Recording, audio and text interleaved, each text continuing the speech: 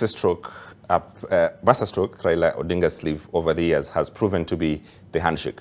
He has faced off with 4 Kenyan presidents, and despite failing to clinch the presidency even in his 5th stab, the seasoned opposition leader has effectively maintained his political relevance on the national stage for over 25 years. In each instance, he has emerged with gains from aligning with Moi, forming a coalition government with Kibaki, a notable reconciliation with Uhuru, and now President William Ruto. Our senior political affairs reporter, Melita Oletenges, interrogates Raila's golden handshake and its impact in the 2027 succession matrix in his staff and national politics.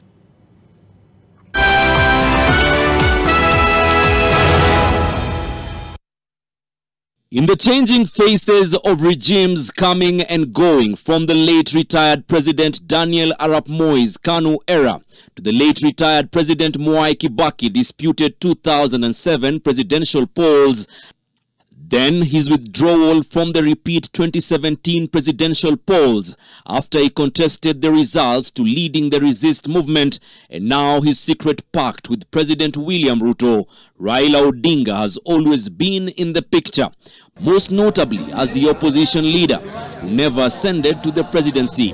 But he has always had a way of jangling with the aftermath and the trappings of power, a juxtaposition of the typical opposition in politics. This is script. He left NDP, the NDP, went into the KANU merger. He left KANU merger, he went into the NAC merger. It's him. I mean, this is his politics, and his allies must realize that he will always look out for his interests, and he's a politician, so he must arrive. He must reincarnate himself, he must renew himself. From 2007, turnout in his traditional base has been dropping every year. In fact, Nyanza alone denied him over 800,000 votes in the 2022 elections. So one must ask himself, if they put themselves in Raila Odinga's shoes, what do you do at your age?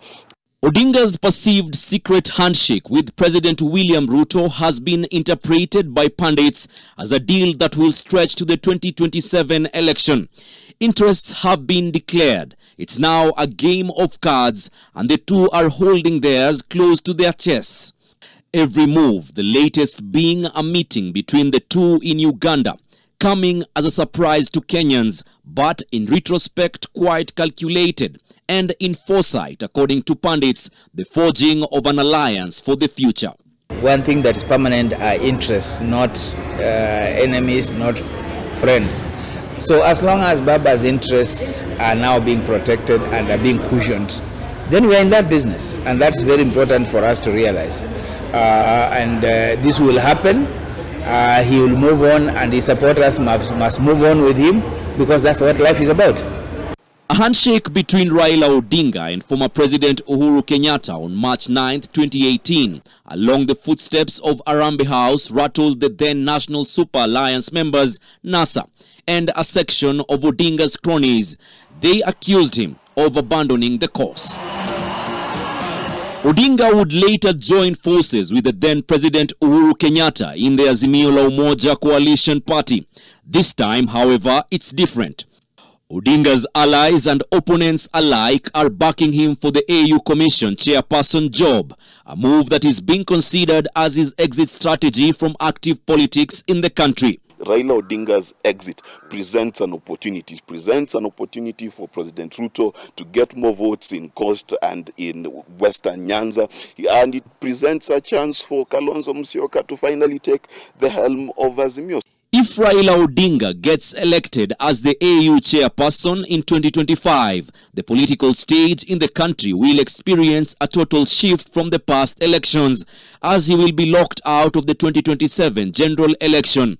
He will be just 2 years into his term at the top continental job. The puzzle is his succession both in his backyard and in national politics, even as some of Odinga's family members hint on different people to take up the leadership of Nyanza. There were people who went to join Ruto because they were running away from Baba. Now what happens when Baba arrives at that table?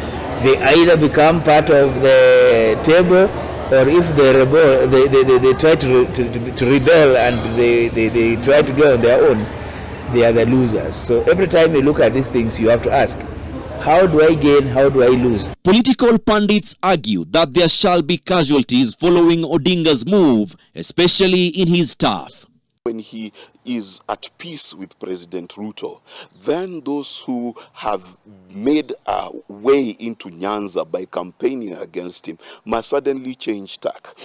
Because one, already it is unpopular to campaign against Raila in Nyanza and many ODM zones, but also it is now not going to be effective because he is no longer the enemy of your boss. If Odinga's camaraderie with William Ruto goes beyond his AUC chairperson's bid, it may inform political formations in the 2027 politics.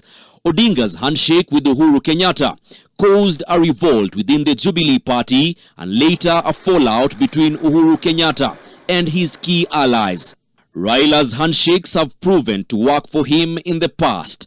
Pundits argue that this time it is more complicated than it seems, a make or break for Odinga and his cronies, and a move that might unsettle the current political formation. Melita Oletenges, NTV.